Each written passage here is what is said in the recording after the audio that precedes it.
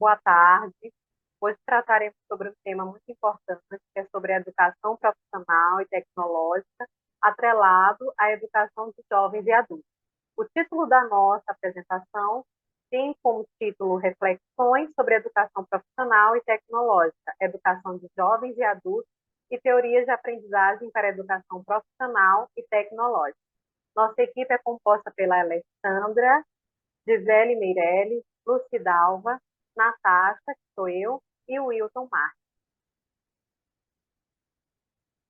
O nosso trabalho tem como objetivo, o objetivo geral do nosso trabalho é refletir criticamente sobre os conceitos fundamentais da educação profissional e tecnológica e a aprendizagem por meio da prática, de compartilhamento e aprendizagem mediada por obras de trabalho, articulando aos temas pertinentes na formação humana. Então, por meio da nossa apresentação, nós traremos essa articulação e essa reflexão de como a educação profissional, ela não se desvincula também da formação humana. Ambos andam juntos. E para organizar melhor a exposição do nosso trabalho, nós dividimos em 5 tópicos. O primeiro tópico, que fala sobre a aprendizagem por meio da prática e da obra. O segundo tópico é educação profissional e tecnológica, percurso histórico. Terceiro, as articulações entre a formação técnica e a formação humana. O quarto, discussão sobre o ser professor na educação profissional tecnológica. E, por fim, os princípios educativos na educação profissional tecnológica e as especificidades do conhecimento. Em relação à aprendizagem por meio da prática e da obra, é importante pensarmos que a aprendizagem ela faz parte do nosso cotidiano e do nosso dia a dia. E é por isso que eu inicio essa parte com uma frase muito interessante, que é a seguinte: somos quase tão inconscientes do modo que temos de aprender quanto do fato de respirarmos. Então, olha só que frase interessante. Assim como nós respiramos, até mesmo inconscientemente fazemos isso a todo momento, não paramos, né, de respirar, assim também é a questão do aprender. O aprender, ele já está atrelado ao nosso instinto. Desde o momento que nós saímos da barriga da nossa mãe, do nosso processo de nascimento, a todo momento, nós instintivamente já estamos com a necessidade de aprender. Mas para isso eu trago alguns questionamentos, né? Mas o que é aprender? Como aprendemos? O que motiva a nossa aprendizagem, né? O que é o aprender também dentro da educação profissional? Então, são questionamentos que eu considero importantes para iniciarmos esse nosso momento de reflexão que estamos fazendo aqui em equipe, porque a aprendizagem, ela muitas vezes, ela só está atrelada a algo que nós repetimos ou algo que nós memorizamos, e com isso a gente vai discutir ao longo do nosso trabalho que a aprendizagem vai muito além disso. É como eu coloquei aqui, os afazeres, eles não só mobilizam saberes, mas eles são saberes em si. E nós estamos sempre aprendendo. Né? Então, acredito que isso é um ponto fundamental. Né? Os fazeres, eles não só se mobilizam, mas eles já estão entre si. Então, quando a gente pensa numa aprendizagem por meio da prática e da obra, e, sobretudo, na própria questão do jovem, dentro do percurso de uma formação profissional, nós sabemos o quanto que isso é importante. Todos nós, a partir do momento que adentramos no mercado de trabalho, que temos essa necessidade de encontrar uma profissão, sempre a gente busca isso por meio de algo que nós temos mais familiaridade, algo que nós realmente temos, o que nós chamamos de aptidão, ou que já faz parte do nosso dia a dia. Então, sempre numa forma de desenvolver um trabalho da melhor forma possível. Mas sabemos que isso nem sempre é possível. Né? Então, com isso, a gente acaba adentrando em uma sequência de aprendizagens novas e temos que nos lançarmos para descobrir outras funções, descobrir outros talentos que até nós mesmos desconhecíamos. Então, é isso que é no trabalho pelo trabalho, né? Que grande parte dos humanos aprende. Aí eu coloquei aqui uma citação. Como um trabalhador consegue realizar suas tarefas, resolver problemas, inventar soluções, né? A partir da citação anterior, que é no trabalho e pelo trabalho que grande parte dos homens aprende. Então, olha só essa citação. Ela é interessante porque faz a gente refletir o que que leva a gente a aprender, quais são esses anseios, quais são essas necessidades, por que as pessoas aprendem uma profissão, por que as pessoas inventam novas técnicas. Né? Então, esse é um questionamento também muito interessante. Essa necessidade, né, de aprendermos algo novo faz com que a gente sempre tenha essa busca pelo aprender. E o trabalho, ele nos mobiliza também a fazer isso. Né? Então, dando continuidade, podemos ver que sempre aprendemos em situações e com os outros. E isso é interessante, porque nunca fazemos nada sozinhos. E quando nós nos lançamos, por exemplo, em um curso técnico, em uma nova profissão, em uma nova aprendizagem, são situações que possibilitam a gente a ter um novo olhar e aprender algo novo. E também aprendemos com o outro, porque sempre o outro ele sabe algo diferente. E isso é muito interessante porque é a troca. Então, a aprendizagem ela ocorre por meio dessa prática, que é a relação direta entre a prática e a teoria, valorizando o compartilhamento de experiências. E para que isso ocorra, o aluno deve ser protagonista do seu aprendizado. Muitas pessoas acham que a teoria e prática elas não andam juntas. Que uma coisa é na teoria, uma coisa é totalmente na prática. E a gente vai ver que a teoria ela nasce por meio da prática, assim como a prática também nasce por meio da teoria. Então, ambas não se separam. É necessário nós termos esse olhar muito atento, porque a teoria ela é importante. O médico, ele jamais ele pode, por exemplo, chegar e se lançar numa cirurgia sem ele ter um conhecimento teórico. Assim como ele também não pode chegar numa cirurgia só tendo conhecimento teórico, sem ter a prática. Então, a prática ela anda junto com a teoria, né? Algumas pessoas, elas de fato aprendem coisas na prática e acham que não estão com a teoria, mas elas estão. Alguém falou, alguém ensinou, alguém demonstrou. Então, a aprendizagem ela nos ocorre quando ela é significativa. Então, o que, que seria uma aprendizagem significativa? Então, nós defendemos essa teoria conforme o David Altshuler. Ele também vai falar sobre a importância da teoria da aprendizagem significativa, que para aprendermos algo, nós precisamos já ter um conhecimento prévio que já se agregue àquilo que nós já sabemos. Então, a aprendizagem significativa é quando aquilo tem um sentido para nós. Nós só aprendemos quando aquilo tem um significado, quando tem um sentido.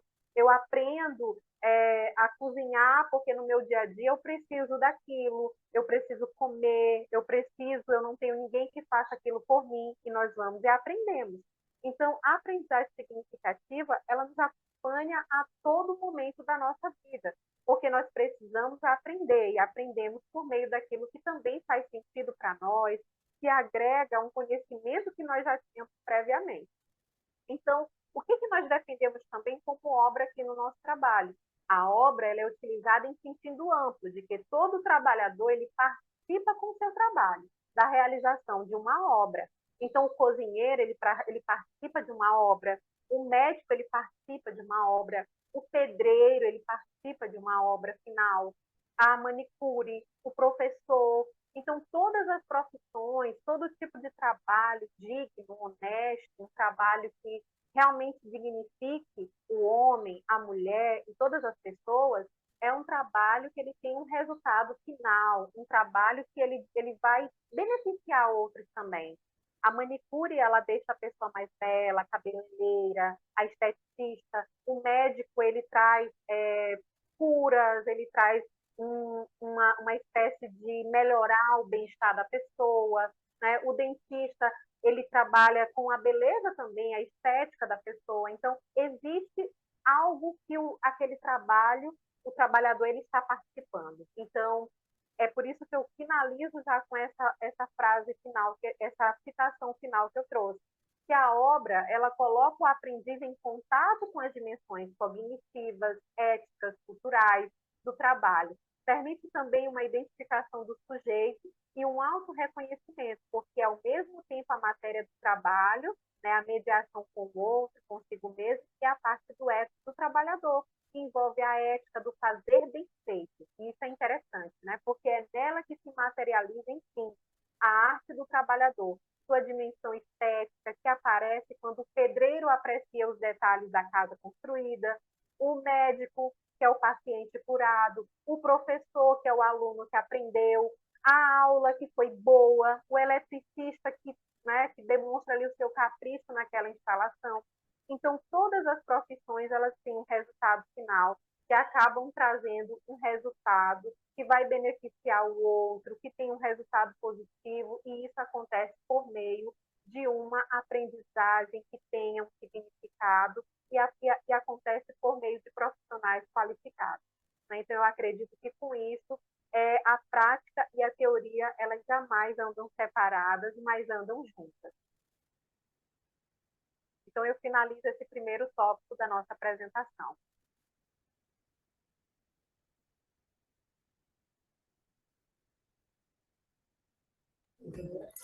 Olá, pessoal, boa tarde.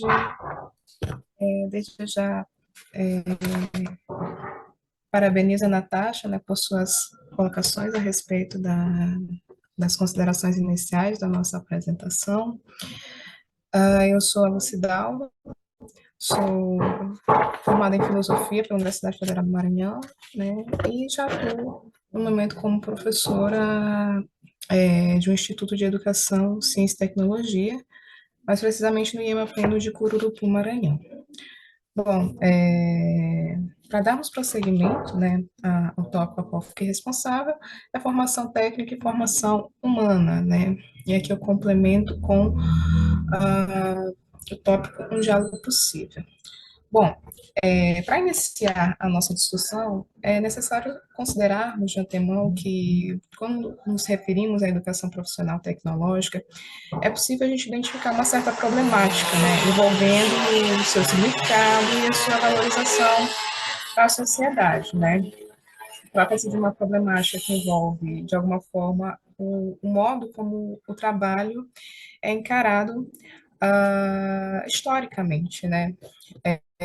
Bom, conforme observamos na disciplina de epistemologia da educação profissional, há basicamente ali uma dicotomia inerente ao sentido do trabalho, né, que nos faz identificar um aspecto positivo e um aspecto negativo quando tentamos compreender o seu sentido, o seu significado. Então, o aspecto positivo nos traz a ideia de que o trabalho é uma atividade que viabiliza a produção da própria existência humana, e o aspecto negativo nos traz a ideia de castigo, né? O trabalho como castigo, como algo que fadiga o ser humano, né? Fadiga o seu corpo.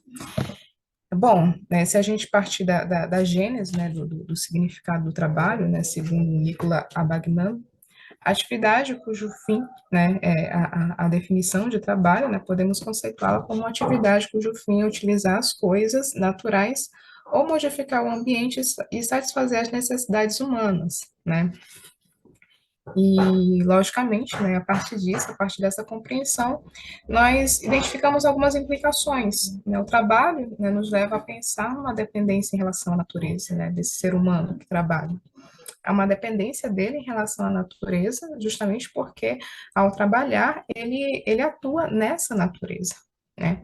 Ao mesmo tempo, há uma reação ativa em relação a essa dependência. Ao trabalhar, ele atua sobre essa natureza de alguma forma, reagindo a essa relação de dependência, né? E isso gera esforço, gera certo grau de sofrimento, né? Bom, e isso, né, justamente em função disso é que é possível a gente identificar na gênese do nosso conceito, também na historicidade, vamos dizer assim, o predomínio de aspectos muitas das vezes negativos. Né? Se a gente tomar como grande referência a nossa tradição judaico-cristã, a gente tem o trabalho retratado como uma forma de maldição, a maldição divina, resultante do pecado original. Né? Deus teria castigado os primeiros homens, né, Adão e Eva, né, e como castigo teria concedido a eles o trabalho, né, vocês terão que trabalhar, né, para construir sua própria vida, né. E nesse contexto, né, é comum que a nossa esfera educacional brasileira, né, nós somos herdeiros dessa tradição, é comum que ela retrate isso, seja no ensino regular ou na educação profissional técnica, essa herança, né, a herança da nossa tradição, né? E adiante, né, e isso faz com que a nossa educação profissional e tecnológica seja muitas das vezes também compreendida como um ensino de menor importância, né? Ela estaria, portanto, dissociada dos propósitos de uma formação crítica, de uma formação para a cidadania e dos cuidados para com a própria subjetividade humana e o meio social, né? Então, muitas das vezes é isso que predomina na concepção que temos, né, que a sociedade possui em relação à educação profissional e técnica, né? Isso também, ao mesmo tempo que tem suas raízes preceitos de tradições, né? Não somente a tradição judaico-cristã, mas a tradição grega também, também representa reflexo do próprio desenvolvimento do sistema capitalista, né? Que é o sistema que rege o mundo. A partir da era moderna, né? Nós temos ali, vemos surgir as máquinas, as indústrias, né, e de alguma forma uma grande massa da população é condicionada a jornadas extensivas de trabalho, a uma condição laboral em que predominava, né, esse sentido de algo que fadiga o corpo, né, então o trabalho, né, nesse sentido, nessa concepção, nesse contexto, né, de alguma forma trouxe, né, repercutiu, contribuiu para repercutir esse aspecto negativo, essa visão negativa que a sociedade encarou a respeito do trabalho, né? O trabalho representa o modo como produzimos a nossa própria existência, né, de fato, né, e nesse sentido, nós somos convocados, né, de alguma forma, pensar, problematizar como que esse aspecto negativo, né, como que poderíamos, de alguma forma, contribuir para que fosse ressignificada a maneira de entendermos o trabalho, né? Bom, antes de tudo, né, entendemos que o trabalho representa de alguma forma, uma dimensão ontológica do ser humano, né, ontológico no sentido do ser, né, ontologia quer dizer estudo do ser, e pelo trabalho, esse ser humano, ele constrói a sua cultura, ele produz cultura, né? E é justamente isso que nos convoca a pensar, problematizar, né? O que define de fato a formação profissional técnica e o que define uma formação humana, né? Por constituírem o trabalho e a técnica uma dimensão ontológica do ser humano, a formação profissional e tecnológica seria o suficiente para termos uma formação humana, de fato, né? E aí, em função disso, em função dessa problematização, né, pode passar, Alexandra. Nós, inevitavelmente, somos conduzidos a uma questão fundamental, que é a questão antropológica, o que é o ser humano. Né? Justamente e por que essa questão ela é fundamental? Justamente porque ela nos leva a examinar a fundo qualquer das nossas atividades que sejam desenvolvidas, a sempre descobrir a ideia de homem subjacente a ela, né? O slide está um pouco embaçado para mim aqui, não consigo visualizar ao certo a citação, mas é uma citação da Maria Lúcia Aranha, né? Uma grande referência no ensino de filosofia que temos, né? Isso, tá, melhorou. Ao examinar a fundo qualquer teoria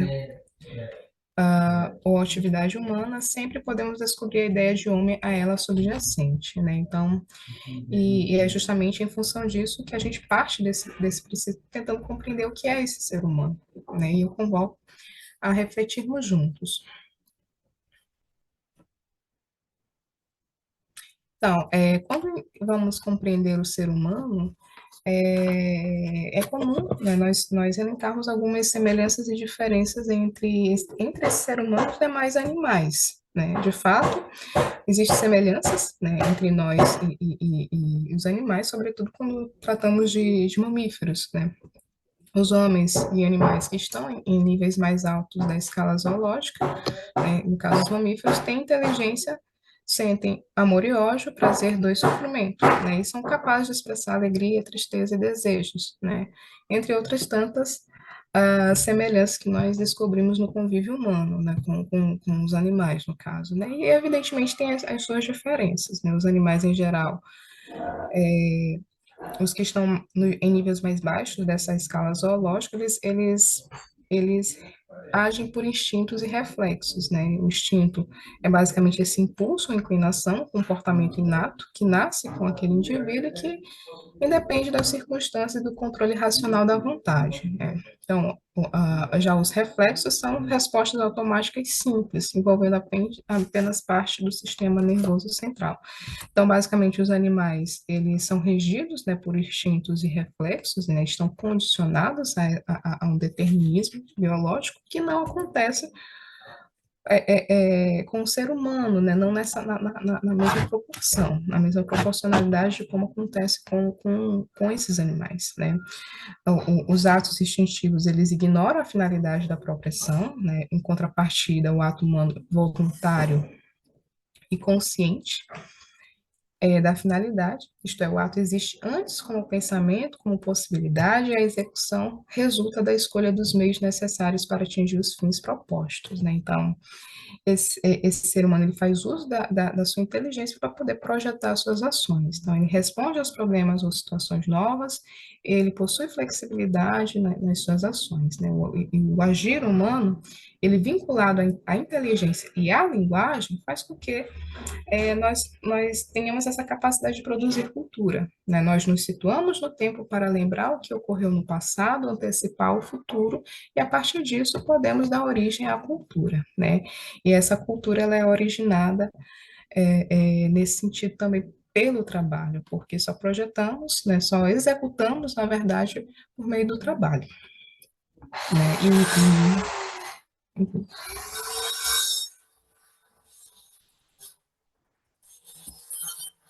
Certo, né? Então, temos aqui, resumidamente, nós dispomos, além da inteligência concreta, que é o que, de alguma forma, os animais mamíferos, de modo geral, possuem, né?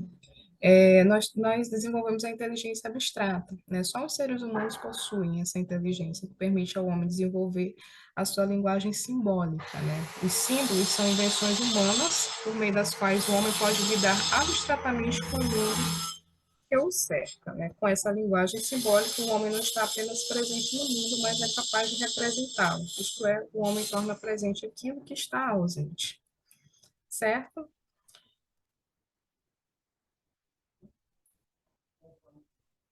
Muito bem. E é com isso que nós chegamos a um significado de ser humano como um indivíduo, um ser eminentemente livre, né?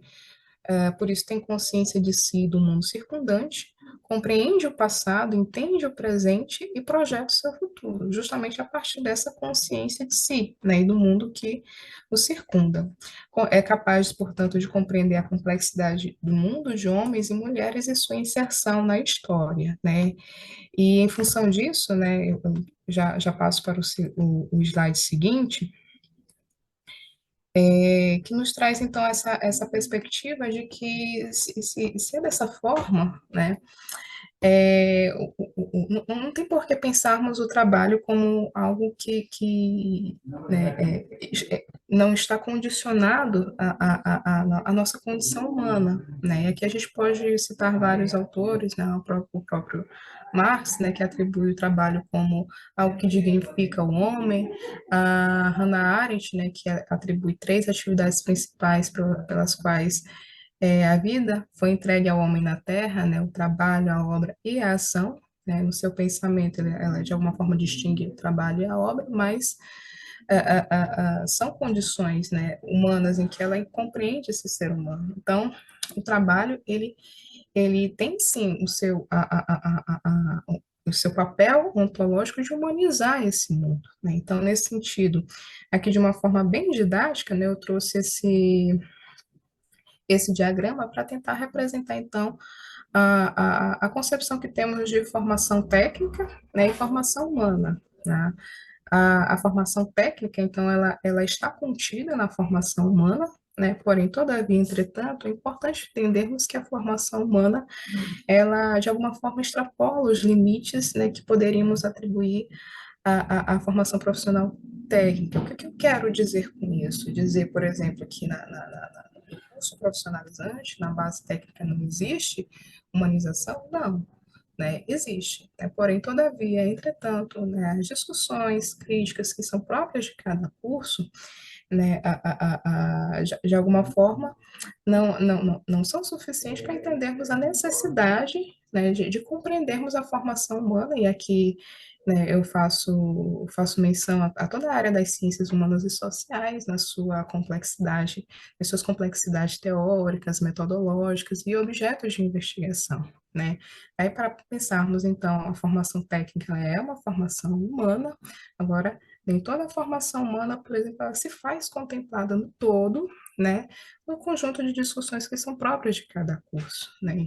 Eu quero, com isso, poder dizer que as áreas do conhecimento, elas têm as suas delimitações próprias, né, têm os seus domínios próprios e devem estar, esse conhecimento deve estar integrado, né? E por que a necessidade de pensarmos, né, a formação profissional e tecnológica como integrada ao ensino médio, né? E nesse sentido pensar numa formação integral do ser humano, né? Tentando compreender todas as suas dimensões, né? Na educação. Então, a formação técnica, mais uma vez, repito, ela possui a sua dimensão humana, pois somente o homem possui trabalho como parte integrante da sua dimensão ontológica, por meio da qual produz cultura. E a formação humana, ela, de alguma forma, ela agrega, ela abraça, né, a formação técnica, né, e a complexidade inerente a cada um desses componentes curriculares, né, a filosofia, a sociologia, a história, a geografia, com seus domínios teóricos, de metodologias e objetos de investigação, né, podem juntos, né, com a formação técnica, melhor compreender esse mundo, para projetarmos ações e com isso, superar, né, essa visão negativa que o trabalho, de alguma forma, ao longo da história, né, predominou na sociedade, continua de alguma forma predominando.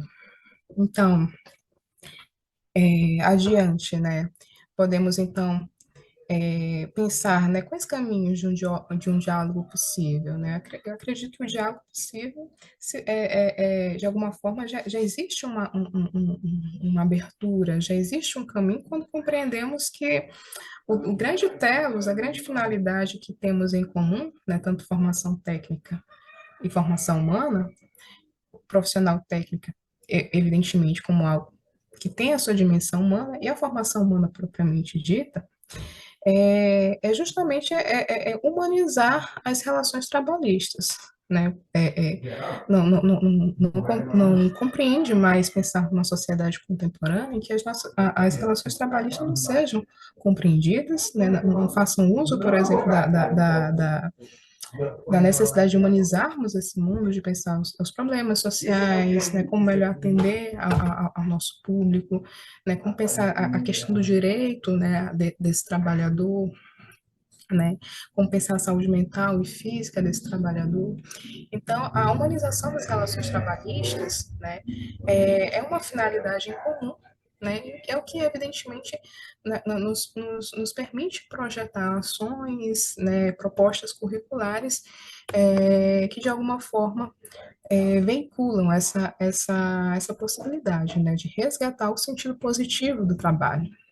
Enfim, e é isso. Pessoal, boa tarde. Eu me chamo Alexandra, sou professora também hoje da Educação Profissional Tecnológica, né? Trabalho na rede EMA, Campus Cururupu. Sou formada em Tecnologia em Alimentos. E hoje estou aqui para corroborar um pouquinho, né?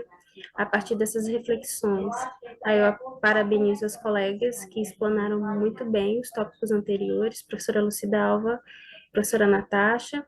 E agora a gente vai falar um pouquinho mais sobre a questão do ser professor na educação profissional tecnológica, né? E aí a gente para refletir sobre o papel do professor como um todo, né? E aí quando a gente para pensar, para ler a respeito, né? O papel do professor é propiciar o aprendizado aos estudantes. Em geral, né? A gente fala tanto da educação profissional tecnológica como da educação como um todo, né? O professor ele precisa propiciar que esse aluno aprenda, de fato. Mas aí, quando a gente traz isso para o contexto da educação profissional tecnológica, a gente vai buscar qual é a função da educação profissional tecnológica, o que diferencia ela da educação comum. E aí a gente vai ver, né, que alguns pesquisadores, eles trazem que a educação profissional tecnológica, ela tem uma diferença básica da educação comum, que é a formação para o trabalho.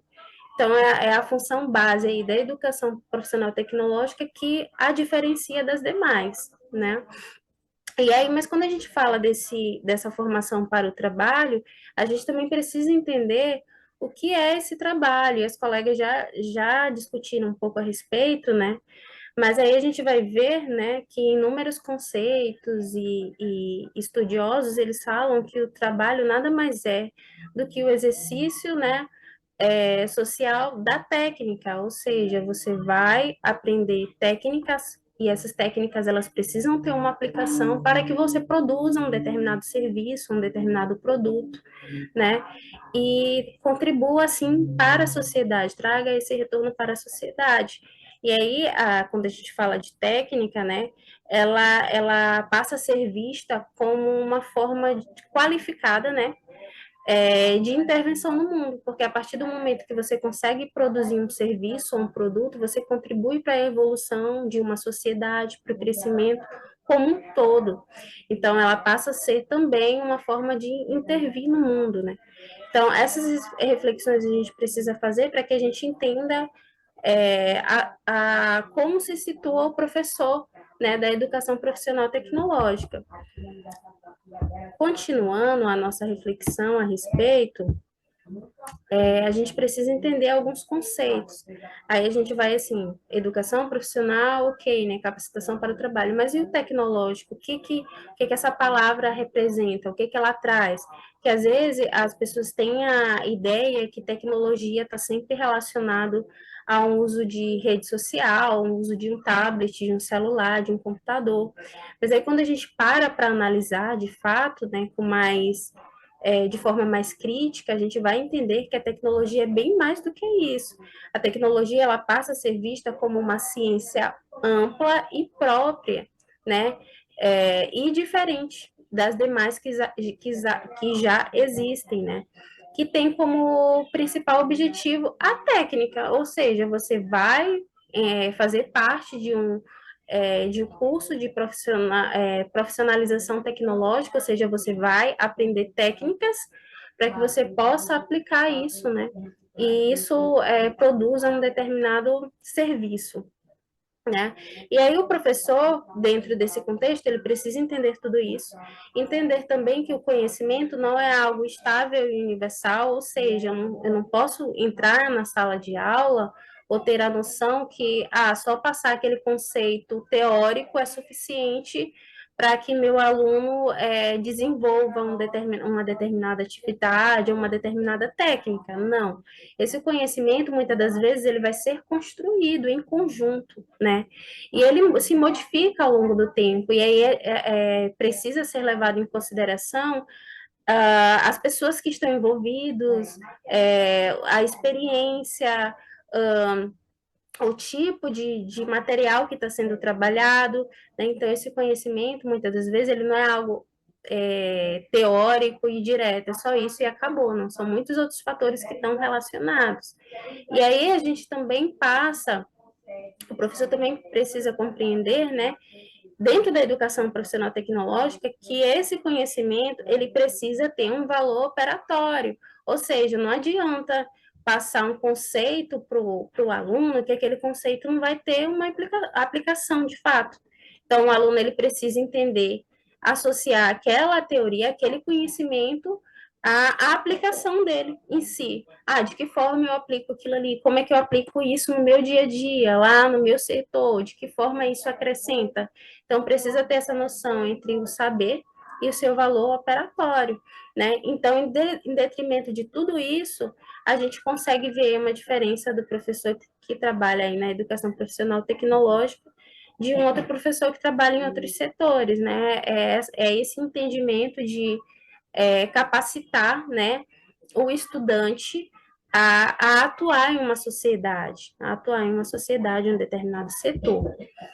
E aí, a partir de todas dessas informações, nós paramos para fazer algumas reflexões. Por exemplo, no desenvolvimento profissional, os saberes ou competências visadas são, em geral, as competências necessárias para a entrada na profissão, ou seja, né, para que um determinado indivíduo ou pessoa adentre a uma profissão, ela precisa ter ali, absorver ali uma quantidade, né, ou determinados saberes e competência para que, de fato, ela consiga executar seu trabalho da melhor forma possível, mas entendendo que essas técnicas, elas se transformam, elas podem ser transformadas e se transformam ao longo do tempo, né, em relação às relações sociais, às formas de acesso aos saberes, e em meio a tudo isso, o estudante ele é transformado, né, ao longo desse processo, em função das circunstâncias, dos desejos, das identificações,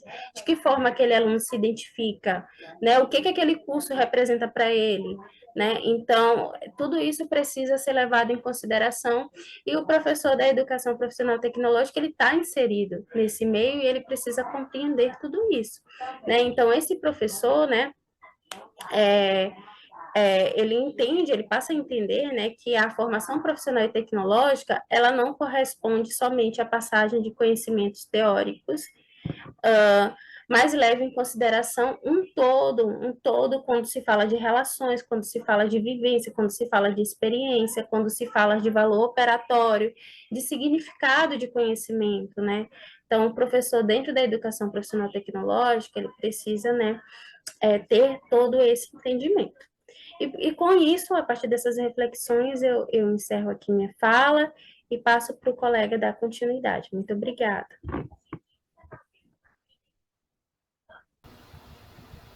Bom, vamos continuar agora a falar sobre o percurso histórico da educação profissional e tecnológica no Brasil. É importante considerarmos nesse primeiro momento, né, e levando em consideração, né, que a história da educação profissional e tecnológica no Brasil, desde a chegada dos portugueses até os dias atuais, passaram-se por vários cenários de avanços e retrocessos no que diz respeito à estrutura de ensino nessa modalidade educativa. Também evidencia-se ao longo da história da educação o ensino dual, com a formação propedêutica voltada para a elite, e o ensino elementar e industrial voltado às classes populares e menos favorecidas. É sabido que, desde a época dos tempos remotos, já se entende essa questão do profissionalismo até mesmo nas sociedades primitivas, tá, onde a gente tem os primeiros registros da divisão social do trabalho. Mas considerando o nosso cenário do nosso país, o cenário brasileiro, né, trazendo a tempos mais remotos, a gente sabe que a educação profissional ela tem inicialmente no século XV, século XVI, né, o início de sua propagação, né, através dos jesuítas, né, em terras brasileiras, que foram os primeiros a difundir os ofícios manuais para atender os seus propósitos e interesses, em especial no domínio sobre os nativos indígenas, que na época eram catequizados, né, para ter, além da mão de obra preparada para atender os interesses dos jesuítas, também, né, doutriná-los numa fé católica para que eles pudessem sempre atender a essas expectativas. E no Brasil colônia, durante todo o percurso do Brasil colônia, não se permitiu, né, a corte portuguesa nunca permitiu instituir uma cultura industrial no Brasil, né, como se emergia, né, complementarmente na Europa. Então, enquanto a Europa passava por grandes avanços em relação à questão do trabalho industrializado com a própria Revolução Industrial, no Brasil ainda a gente tem a permanência, né, da cultura de exploração em detrimento da cultura industrial. Né? E também no Brasil colonial se findou, né, essa cultura extrativista, né, e de subsistência. Né? O que se reproduzia na colônia, ou seja, tudo que era produzido através da mão de obra de escravos e indígenas, era tudo transportado para a metrópole, então a gente não tinha essa cultura industrializada, e sim uma cultura extrativista. Né? E com o avanço da exploração, o Brasil deixou, né, de se desenvolver numa perspectiva de pré-indústria, né, com fábricas e manufaturas, como na Europa, e foi restringido, né, aqui no Brasil somente à produção local. Né, e o intuito, né, de restringir essa evolução era para garantir que os cultivadores de terra, né, sem sobreposição aos fabricantes, pudessem, né, tornar o sistema industrial e conservando o sistema de produção escravocrata. Né? E as técnicas de produção que eram desenvolvidas na época no Brasil voltava-se para a exploração da terra com os ofícios manuais e a transmissão dos conhecimentos e técnicas, né, que eram passados para os colonos, para os escravos, para os nativos, eram repassadas de modo assistemático, né, e in loco, ou seja, no próprio exercício do trabalho. Já no século XVII, né, deu-se o início da exploração de ouro no Brasil, e aí começou-se a desenvolver algumas profissões mecânicas ligadas à extração de ouro para que pudesse atender aos interesses da exploração do governo português. Já no século XIX, né, com a vinda da família real para o Brasil, houve aí a primeira instalação, né, de um colégio das fábricas, da Companhia de Artifícios e do Seminário dos Órfãos, pois Dom João, né, muito preocupado com essa questão da formação e também uma forma assistencialista, começou a instituir essas primeiras escolas, mas de uma forma, né, muito elementar. Já no Brasil Império, né, o modo de organização do sistema educacional brasileiro não atendeu às expectativas para uma organização de educação profissional. Né? E, por sua vez, o ensino era organizado para escolarizar a população vulnerável. Então, a educação profissional era para escolarizar as populações de baixa renda, e naquela época a educação profissional era vista como uma forma de apanágio, né? Ou seja, na perspectiva de castigo. Né? E desde então sempre se privilegiou a formação do ensino superior em detrimento da formação elementar profissional. E com base nesse percurso histórico, a gente começa a fazer aqui as primeiras impressões sobre a educação profissional e tecnológica no Brasil, né? Trazendo aqui uma perspectiva histórica com dados pontuais, né, por meio de exploração de materiais já divulgados na literatura. Em 1909, nós tivemos aí a criação de 19 escolas de aprendizes e artifícios, pelo decreto 7.566 de 1909 do governo federal. Essas 19 escolas, elas foram instaladas em todos os estados do país, com destino à educação profissional, primário e gratuito, e esse ensino era custeado pelo próprio estado, e essas escolas eram subordinadas ao Ministério da Agricultura, Indústria e Comércio. A finalidade dessas escolas, portanto, era a formação dos menores operários, né, dos mestres aprendizes também, que pretendiam aprender um ofício, né, por meio de um ensino prático e técnico. 100 anos depois, praticamente, comparando, né, essa questão da evolução dessas primeiras escolas, né, da rede federal, nós temos aí em 2008 a criação de 38 institutos federais de educação, ensino e tecnologia pelo decreto 11.892 de 2008, também pelo governo federal, né? Então, após quase 100 anos, né, da regulamentação das primeiras escolas da rede federal de educação profissional e tecnológica, né, a gente tem aí o governo federal que sancionou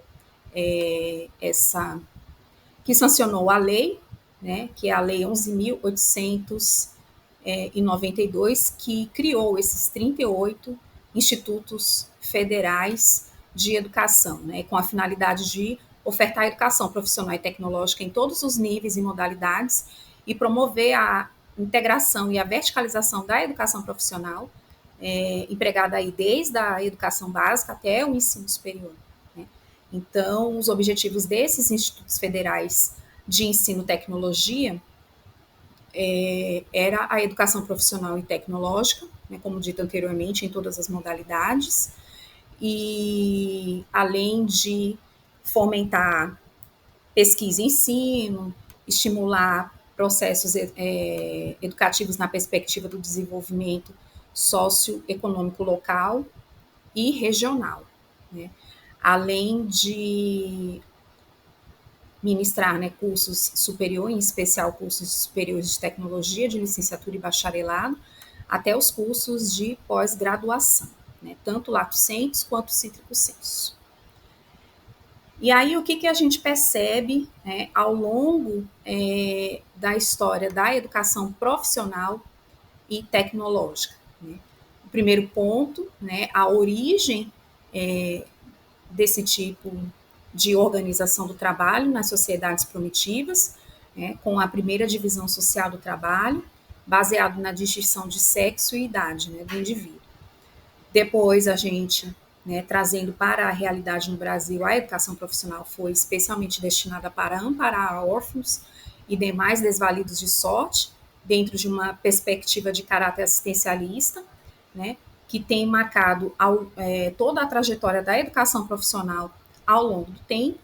E uma outra característica fundamental que a gente observa também ao longo da história é a dualidade do ensino, ou seja, foi, né, construído um conceito de trabalho ao longo da história, preservando a dicotomia entre o trabalho manual, destinado à classe dominada, e o trabalho intelectual, destinado à classe dominante.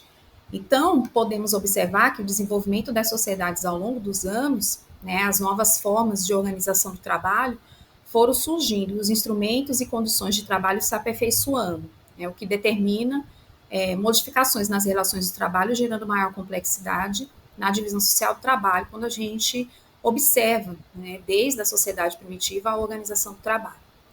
Já no Brasil, o início da educação profissional tem as suas marcas históricas, né, como a gente pôde perceber ainda agora, né, na questão do caráter assistencialista e o trabalho, né, a formação do trabalhador, né, nessa perspectiva dual de ensino. Então, nesse contexto, o que se percebe é que a aprendizagem dava-se no próprio local de trabalho, né, como a gente viu ao longo do Brasil império, né, do Brasil colonial e do Brasil imperial, essa formação se dando in loco, sendo transmitido de geração em geração, prevalecendo as técnicas sobre as teorias, né? E, além do mais, a elite sempre demonstrava, né, total desprezo pelos trabalhos manuais, e aí a gente tem aí a elite que não queria, né, desenvolver atividades que exigiam um esforço físico e a utilização das mãos, e deixavam esses trabalhos para serem realizados pelos escravos e pelos indígenas, né?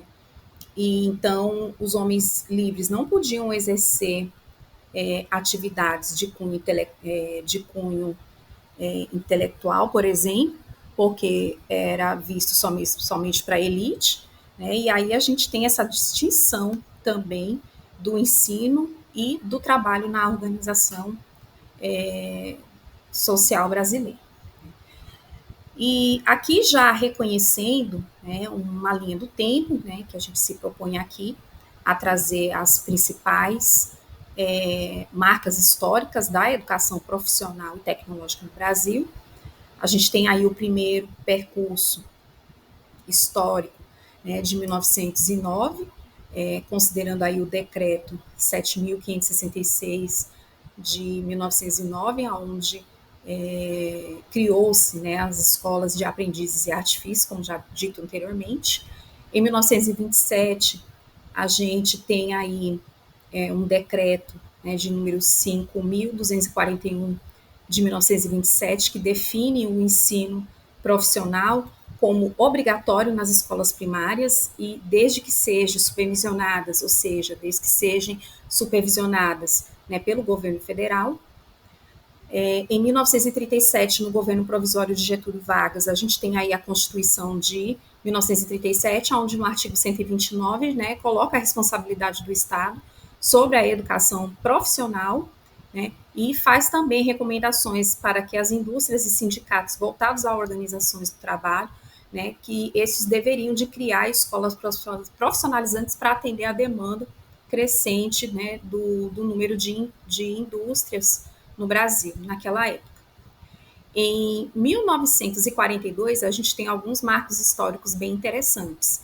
A gente tem a promulgação da Lei Orgânica do Ensino, através do Decreto 4.073, de 1942, né, que ficou conhecido como a Lei Orgânica do Ensino Industrial, que definiu o ensino industrial, né, sendo ministrado em 2 ciclos, sendo que o primeiro ciclo abrange o ensino industrial básico e o ensino artesanal, né, e de maestria, e o segundo ciclo, definido como ensino técnico e o ensino pedagógico. Né.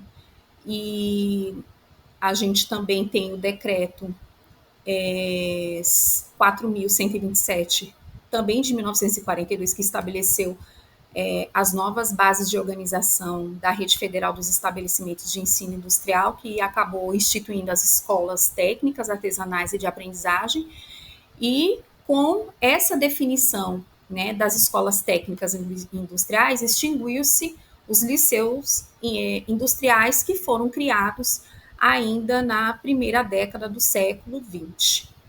Além disso, a gente também tem a criação, né, do Serviço Nacional de Aprendizagem Industrial, que é o SENAI. Em 1946, a gente tem aí a Lei Orgânica do Ensino Agrícola e a criação do SENAC.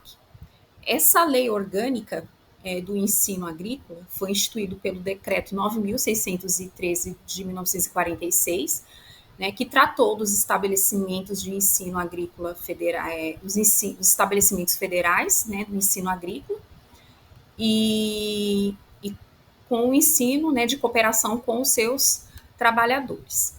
Já em 1961, a gente tem a promulgação da primeira LDB, a 4024/61, que organiza, né, todo o sistema educacional brasileiro e dando também uma ênfase à organização da educação profissional, que permitiu que os concluintes de curso de educação profissional, organizados nos termos da Lei Orgânica do Ensino Profissional de 1942, né, a continuarem os seus estudos em ensino superior. Já em 1967, a gente tem a transferência, né, de autarquia das escolas agrícolas que eram mantidas pelo Ministério da Agricultura, como foi decretado em 1909, né, sendo transferido para o Ministério da Educação e Cultura. Né. Então, as escolas modelos, né, que abarcavam o ensino agrícola, que são as escolas fazendas, né, elas tiveram todo o seu regime de administração transferido do Ministério da Agricultura para o Ministério da Educação.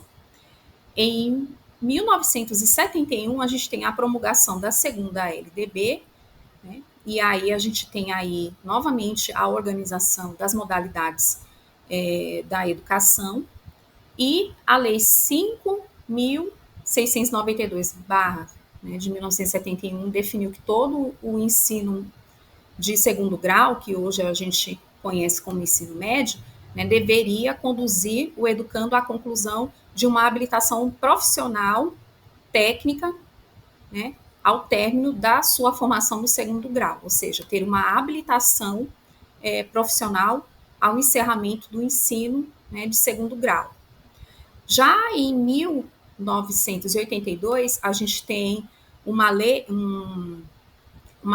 que revogou, né, esse artigo que determinava, né, outrora na LDB, que a formação do ensino médio deveria ser ofertado, né, aos alunos, ou seja, sair com uma profissão em caráter de formação profissional, e essa lei que foi revogada, né, pela Lei 7.044 de 1982, né, retirou essa obrigatoriedade, ou seja, você pode fazer seu segundo grau e não necessariamente ser com foco na formação do ensino profissionalizante.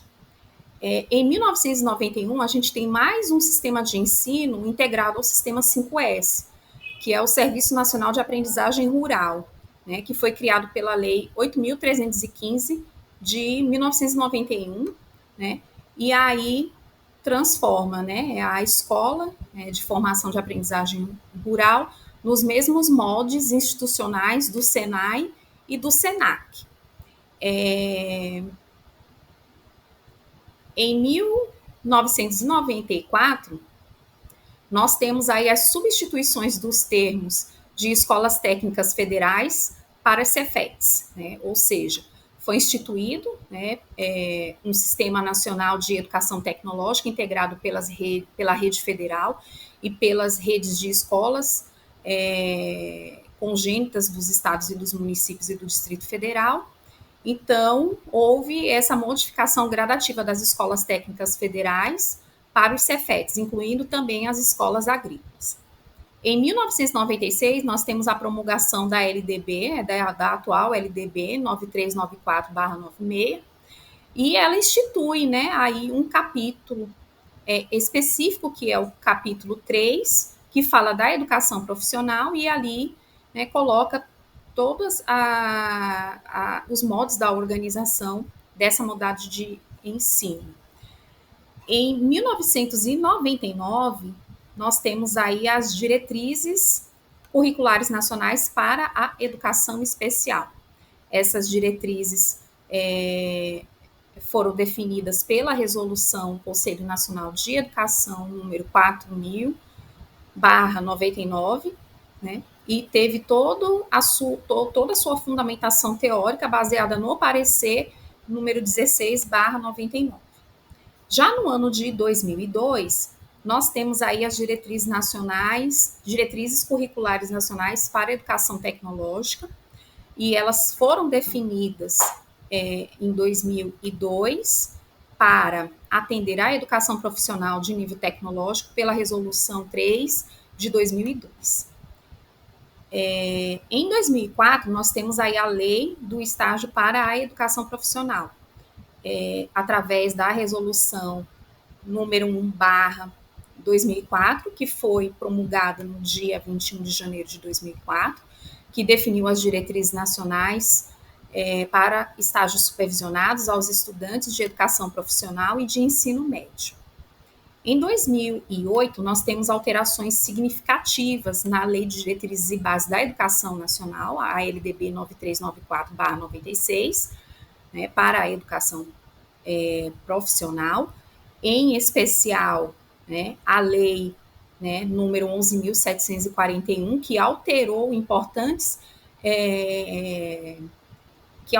né, trouxe bastante alterações no capítulo 3, que trata da educação profissional, né, além de introduzir uma nova seção no capítulo 2, que antecede a esse capítulo, né, falando sobre a educação técnica de nível médio. Em 2012, nós também temos alterações que vigam até hoje nas diretrizes curriculares nacionais para a educação profissional. Essas diretrizes foram definidas para a educação profissional técnica de nível médio, baseado, né, na resolução número 6/2012. Em 2014, nós temos aí definições de metas e estratégias no atual Plano Nacional de Educação para a Educação Profissional.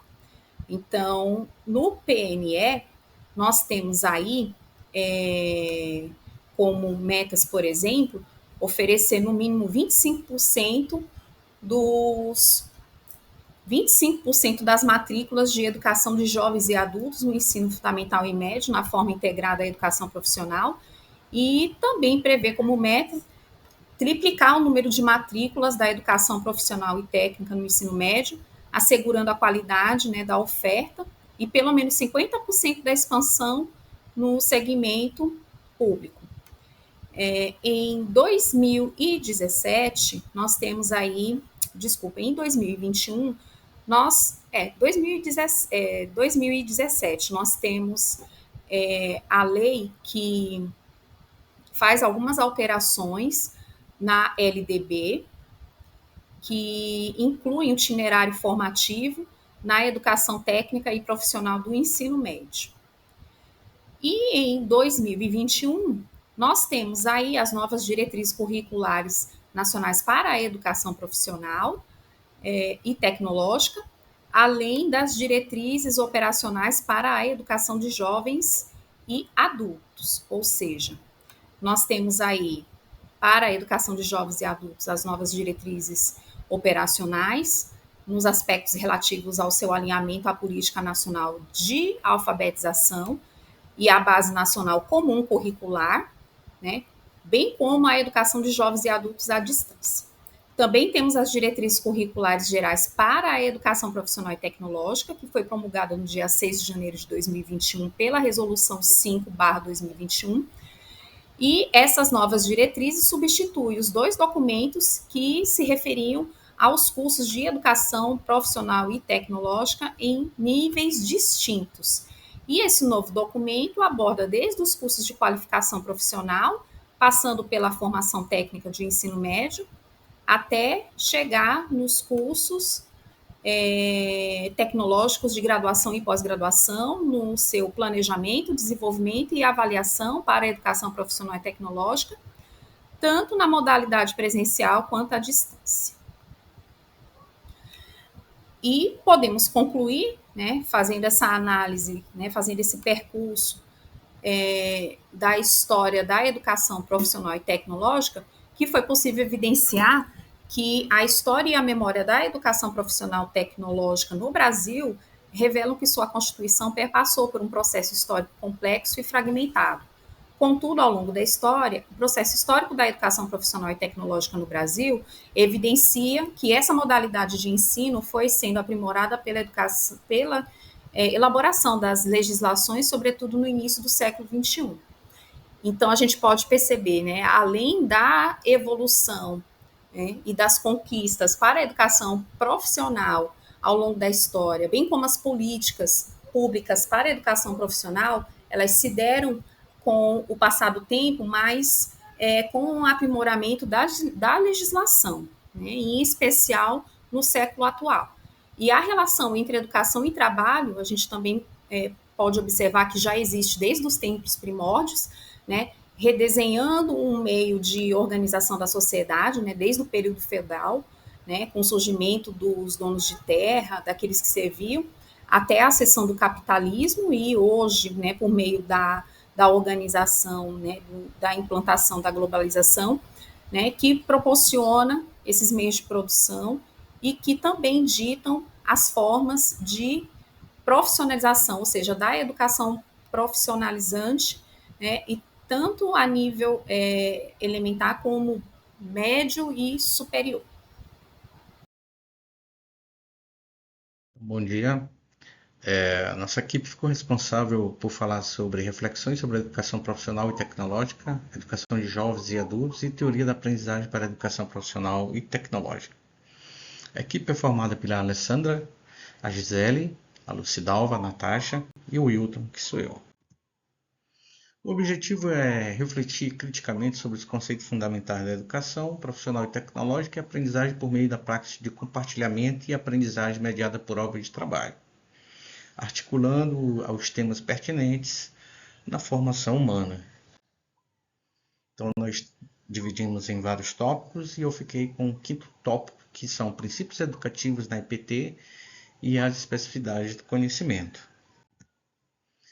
Nesse tópico, a gente tem como base a resolução do CNE-CP 1, de 5 de janeiro de 2021, que define as diretrizes curriculares nacionais gerais para a educação profissional e tecnológica. O que significa isso?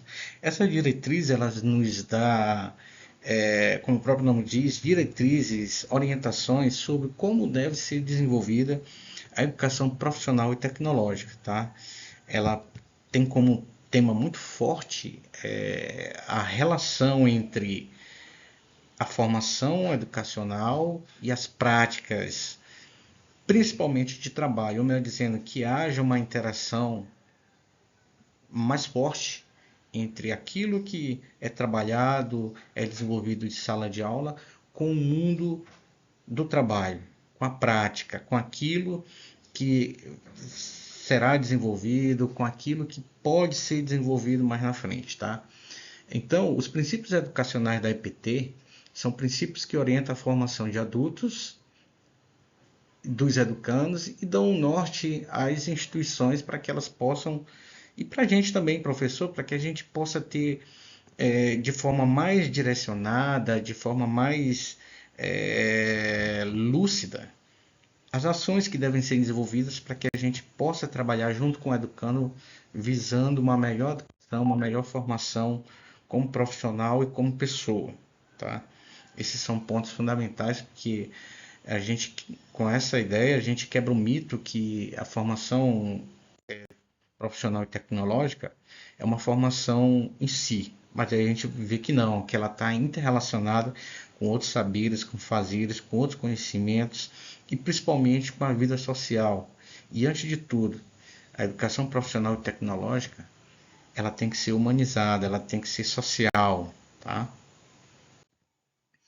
Com isso, de um modo geral, a gente poderia resumir essas diretrizes da educação profissional da seguinte forma. Primeiro, uma articulação de esforços das áreas da educação, do trabalho, do emprego, da ciência e tecnologia. Aquilo que eu havia comentado inicialmente é que a formação ela não tem que buscar somente a parte teórica, a parte prática, mas os saberes, a vivência, e tentar relacionar a prática, no caso a vivência, aquilo que acontece nas empresas, com a formação. Tá?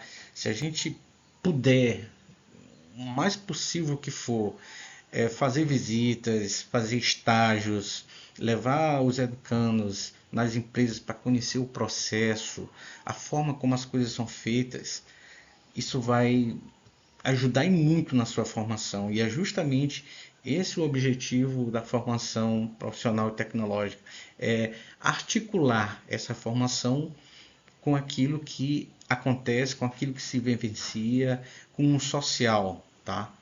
Um outro ponto muito importante também é a centralidade do trabalho como princípio educativo, que é uma função da EPT. O que significa isso? Que no trabalho a gente pode aprender, deve aprender, tá? Então, a formação para o trabalho ela não tem que ser como foco só o trabalho, mas principalmente o aprendizado, o desenvolvimento de novos aprendizados, o desenvolvimento de saberes, de fazeres, tá? Com a teoria, com a prática, com a vivência, com aquilo que acontece. Então é muito importante, e essa diretriz da formação educacional e profissionalizante tecnológica, ela foca muito nisso, tá? Nessa articulação, nesse entrelaçamento que deve haver entre tudo o que acontece em sala de aula com aquilo que acontece na vida, no social, na economia de um modo geral. Um outro ponto muito importante e que deve existir também, tá, como princípio na educação profissional, é a indissociabilidade entre teoria e prática, tá? Eu não posso valorizar mais a teoria ou mais a prática. Eu tenho que saber articular esses dois temas. Eu tenho que pegar o saber da pessoa, o fazer da pessoa e articular para que eu possa desenvolver um melhor entendimento, uma melhor formação, um aprendizado no aluno. Então, essa indissociabilidade não pode existir. Pelo contrário, ela tem que ser quebrada para que a gente possa desenvolver no educando, no formando, uma formação mais geral, que na verdade é a formação tecnológica e profissionalizante, ela é uma formação geral. Assim como outras formações que existem, ela não é voltada somente para o mundo do trabalho, mas também para as práticas sociais que acontecem.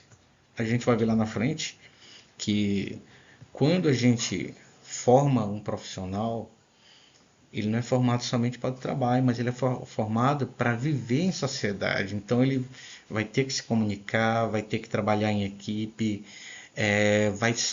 ele vai ter que desenvolver habilidades e competências de liderança, de capacidade de fazer com que as pessoas trabalhem em conjunto, planejar. Então tudo isso são questões sociais. Ele vai ter que saber, inclusive,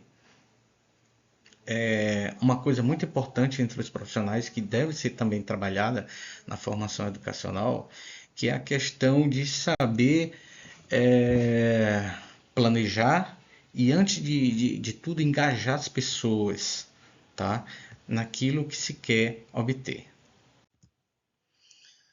As especificidades da educação profissional. A educação profissional e tecnológica, ela tem algumas especificidades que é dela em si, tá? Então, o que a gente tem que desenvolver? Tem que articular de forma mais geral e forte na educação profissional. A aprendizagem com foco no desenvolvimento de competências e habilidades técnicas para suprir a demanda de mercado de trabalho. Quando eu falo isso, não quer dizer que eu tenho que desenvolver habilidades somente para aquilo que ele quer fazer, mas para aquilo que ele pode desenvolver, tá? Eu não posso formar o profissional somente para aquele momento, mas para que ele possa estar preparado para outras situações que vão acontecer com certeza. Aí quando eu falo nessa parte, eu estou me referindo à questão de competências e habilidades que tem que ser desenvolvido durante essa formação dele, tá? Para que ele não possa ficar parado, mas sim desenvolver, procurar, melhorar, fazer aquilo de forma diferente daquilo que já se faz, tá? Na verdade, desenvolver outros conhecimentos, outros saberes, outras práticas, a fim de criar novos conhecimentos. Um outro ponto também muito importante é criar e desenvolver novos conhecimentos e competências. Novamente, nesse ponto aí, tá? A gente não deve formar profissionais somente para aquele momento, mas para momentos futuros, tá? Eu tenho que desenvolver essas habilidades nele para que ele possa criar novos conhecimentos, tá? Criar novos fazeres, novos saberes. Pelo que a gente vê hoje em dia, o profissional atual é um profissional que está engajado em ter aqueles conhecimentos, mas ao mesmo tempo também desenvolver novos conhecimentos, tá? Nova forma de fazer, nova forma de criar, planejar, tá? Então esse é um objetivo muito forte que deve ser trabalhado na educação profissional. Um outro ponto é contribuir para que o cidadão possa intervir e se inserir no mundo do trabalho e na vida em sociedade. O que significa isso? O técnico e mecânico, o eletricista, ele não é só um técnico, ele é antes de tudo uma pessoa. E como pessoa e profissional, ele vai interagir com outras pessoas, com outros profissionais. Então a questão humana, social, de comunicação dele também tem que ser bastante trabalhada dentro da sua formação, porque no dia a dia ele vai interagir com outras pessoas, ele vai ser necessário dele o desenvolvimento de novas competências e novas habilidades que algumas vezes não são técnicas, mas são habilidades e competências sociais, para que ele possa saber lidar melhor com pessoas, para que ele possa saber trabalhar com as pessoas, para que ele possa desenvolver melhor o seu trabalho, tá? Então a questão social, de comunicação é muito importante, tá? Um outro ponto muito importante também é preparar para o exercício de profissões, qualificações e requalificação profissional. Então, essa especificidade ela é muito mais forte na educação profissional e tecnológica. Ela tem um objetivo, só que o objetivo dela não é só formar profissionais, mas antes de tudo formar pessoas, cidadãos com competências e habilidades, tá, gerais e não só técnicas. Então isso é muito importante que a gente possa também estar trabalhando dentro da área de educação profissional e tecnológica, as outras competências que vão muito mais além do que as competências técnicas e que são competências essenciais para que a pessoa possa se inserir e intervir na sociedade, tá? De um modo geral, como é que a gente poderia resumir isso? A especificidade da educação profissional, ela deve tomar o trabalho como princípio educativo. O que significa isso? Que mesmo eu formando uma pessoa para o trabalho, mas dentro daquela profissão, ele vai ter um aprendizado de outras habilidades, de outras competências, ele vai aprender outros fazeres, outros saberes. Então, o trabalho em si é uma atividade que desenvolve o ser humano como cidadão, como pessoa e, claro, como profissional, e onde há um aprendizado muito forte. Um outro ponto muito importante é integrar conhecimento básico e aplicado, ou melhor dizendo, eu tenho que relacionar aquele conteúdo, aquela teoria, aquela prática, aquele saber com coisas na prática, na vivência, nos saberes do educando, da pessoa. Eu tenho que relacionar aquilo que eu trabalho com aquilo que é vivenciado no dia a dia, tá? Relacionar teoria e prática é parte da totalidade, então esse aqui é um outro ponto importante, nada está desconectado, pelo contrário, tudo está interrelacionado, os conhecimentos, os saberes, os fazeres, tudo estão relacionados, e é isso que a gente precisa mostrar para os nossos formandos, para os nossos educandos, para os nossos profissionais, que não existe nada desconectado, e sim, tudo está interrelacionado, os conhecimentos, os saberes, os fazeres e tudo mais. Contemplar os conteúdos de habilidades da área de comunicação. Aquilo que eu já havia comentado também, a gente precisa trabalhar no profissional a questão do relacionamento, da liderança, do planejamento, do engajar as pessoas, tá? Do negociar as pessoas, ou negociar com as pessoas. Ele tem que desenvolver essas habilidades que, na maioria das vezes, a função, o posto de trabalho que ele vai ocupar necessita que ele trabalhe, que ele tenha, tá? Então isso é muito importante, essa questão de habilidades da área de comunicação, porque hoje nenhum profissional ele trabalha sozinho, ele trabalha no contrário com outras pessoas, junto de outras pessoas, e na maioria das vezes aquela atividade que ele executa precisa da interação com outras pessoas, tá? E outro ponto muito importante é integrar os conteúdos socio-históricos aos científicos e tecnológicos. Significa o quê? Significa que a gente tem que mostrar que aquele trabalho que ele faz, ele tem algum impacto, seja na sociedade, seja na economia, no modo de relacionamento, seja na sua vida, seja na sua casa.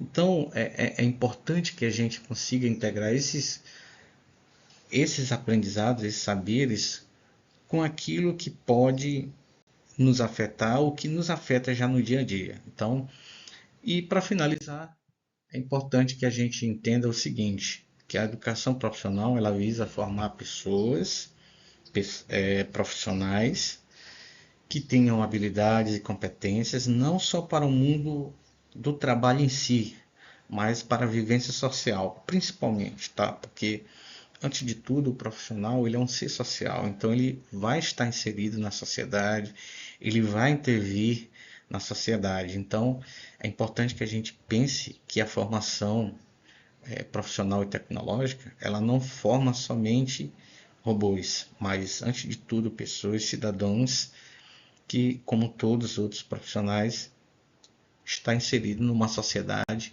que também intervém na sociedade. Tá? Muito obrigado.